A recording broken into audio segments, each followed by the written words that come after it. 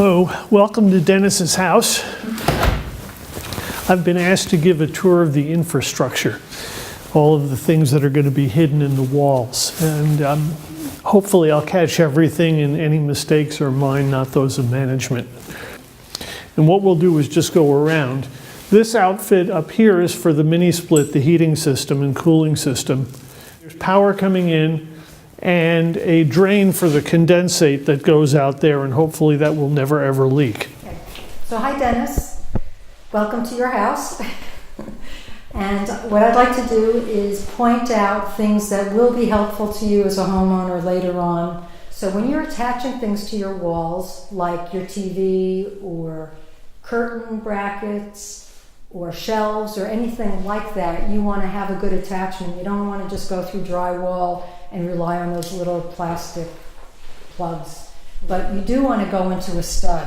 We discovered a little while ago that these are 24 inches on center, although as they enter doors, windows, or corners, they may not be that. So you can't just count on 24 inches from a corner.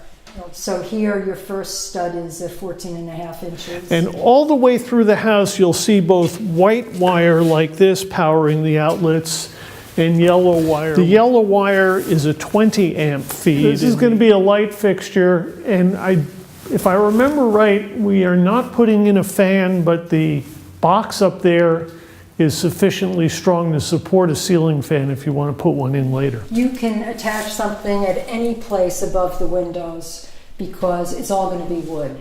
So again, it's important to know where the studs are. It's like 7 inches, and then it's 24 inches on center across the wall. This window added so that the airflow from the mini split could come directly through the house towards the back of the house. House is going to stay pretty warm. So although with that distance, the bedroom could get a little bit cooler. One way to bring more warm air into the bedroom is if you changed your ceiling light to a ceiling fan. And a ceiling fan runs in 2 directions. You can set it from one way or the other. There's a little switch on it. You can set it so the air comes down, which is a cooling effect. You know, when you're laying in the bedroom, if you don't have your air conditioner on, you still can feel cooler because there's an airflow. Or you can attach it in the winter so that it turns the other way, which actually drags the air upwards. And the upwards air will move more air around and likely bring more air from the mini split actually into the bedroom. Sounds counterintuitive to have a fan make the room warmer, but it's a possibility that would... There are 4 boxes here, 2 for the living room and 2 for the bedroom. The ones with these black wires are going to have cable access. The white wire here is power for the living room. The yellow wire is power for the bedroom. And the reason all of the bedroom outlets are done in yellow, as you can see around the edge here, is that if you wanted to put it, we wanted to have a capacity for an extra space heater in this. This pair of white guys is the in and out line for the mini split. If you see, it can go up and into the roof. And there's a gray quad wire up there. That's the controller for the mini split. This powers the mini split. This cable goes outside. Okay. And this is just an electric outlet that's available outside. The mini split people require an extra outlet nearby. The white one is a radon exhaust, and the black one is the vent for the plumbing. The water feed for the faucet that lives outside the door. So this is where the washer dryer is going to be. This plumbing here is for the washing machine. And it'd be good just to know there's a hot and a cold feed. The blue is cold and the red is hot water. Okay. The black is the drain, and that goes down and disappears below the concrete. And then the pipe that goes up ties into the black pipe we saw before that provides a vent so it drains properly. This is a vent for the dryer. You can follow the wires through the ceiling back toward where the power panel is. There's a copper wire up there, a thick, naked copper wire. And what that is the ground wire for the house. And that goes down, you can't see it, but it goes down and through the floor at this point. That's the ground wire for the whole house. The red circle there on the floor, you will never see again. It's going to be covered by a toilet with the blue cold water feed to the toilet. And to the left is a sink. And you can see hot and cold and a drain there. Now this wire down in the bottom is again yellow for 20 amp feed for a baseboard heater. There's going to be a switch here. There are 3 switches here. One of these is for a timer switch for the baseboard heater.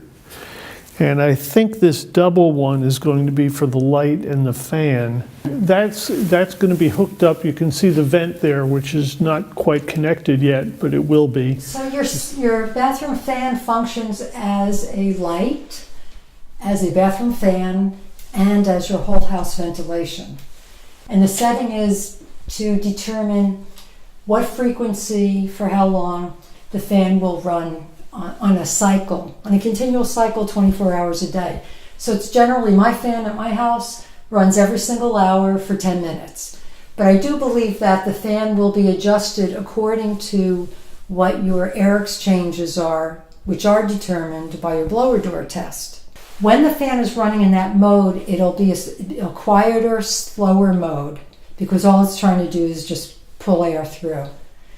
When you come into your bathroom to use it for shower or whatever, and you want to get rid of the excess moisture, which you always should do, because a tight house can accumulate a lot of condensation, you would turn your bathroom fan on, and it's going to be on a high mode, and it'll just pull the air out, and you turn it off when you leave. Coming around here, this is going to be the inverter for the solar power system. Right. So this is the back of the power of the circuit breaker box. If you go around the other side and open the door, you'll find at this point only 1 or 2 circuit breakers, but eventually there'll be a dozen or so. This metal cable goes up and around in the ceiling. We'll show you that later where it goes, but it ends up outside on the power panel outside, and it brings the power from the solar panels into the box and somehow into the inverter. This big fat cable brings all of the power into the house from the meter that's outside, and these various colored ones distribute. We've seen the other ends of them around. This big fat one here is the washer, is the electric dryer. This little orange one is the water heater. The yellow ones are 20 amp feeds, and they're labeled, but the labeling doesn't matter. The circuit breakers will be labeled inside the box. On the service side, if you want to be attaching shelves or anything, be real cautious about not attaching to where this service box is. If you do accidentally start putting a screw in the wall and it stops, you hit something hard, stop, because then you're hitting metal. And that's true of these little metal plates that are going to be on different studs throughout the house, which on Rob's video, you'll see them. All right, this box up in the corner, this is cable and internet. That's probably a clean out. You take that pipe, if something gets clogged, you take that pipe off and throw snakes through there to clean out the clog. This is where all the water for the house is going to come in. These 2 connections are for the water heater, as is this power supply. So the water heater you're going to find right here, but the hot and cold water supply for the bathroom, you can see it now from the back side. That's the back of the tub there with its drain, and hot and cold going into the bathroom. These just take water from the water meter to other places in the house. So now we're looking just up in the attic. And I wish I had a good pointer. Well, this will have to do. Okay, so this metal conduit which goes over and up and over. Oh, it even says the photovoltaic power source here. This will possibly be buried in insulation, but it certainly won't be easily accessible. And that goes around, goes down into the power box that we saw from its backside before. So that's how the solar power gets into the house. Cool. Also up there is this big fat gray one that goes over and around and down into the power box, and then over through the attic and down the wall and out the bottom. So this is the solar over here. These two wires are the phone and the cable. And this is the main power supply, all of which come out on the other side of on the outside of the house. There's a panel with the electric meters on it and some of the solar equipment. And there's also a place where the conduit from the cable company comes up. So we're in the kitchen. This is going to be kitchen cabinet. Switches, there are toucan lights in the ceiling. The naked copper is the ground that we saw, one over by the water heater and the other one way over going into the ground back in the utility room. This box and one over here are going to be outlets for the kitchen counter. For the microwave with its power supply above. Down below is a fat power supply for the oven. That's what that thick black wire coming out of the breaker box was.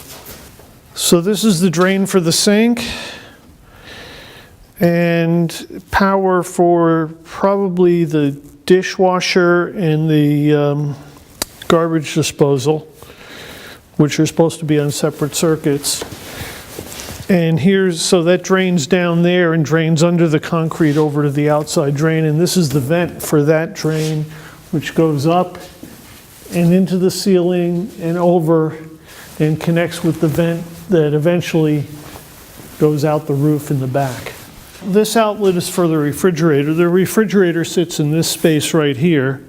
There's a water supply if the fridge has an active ice maker. And I think we're done here. We ran out of toys to show.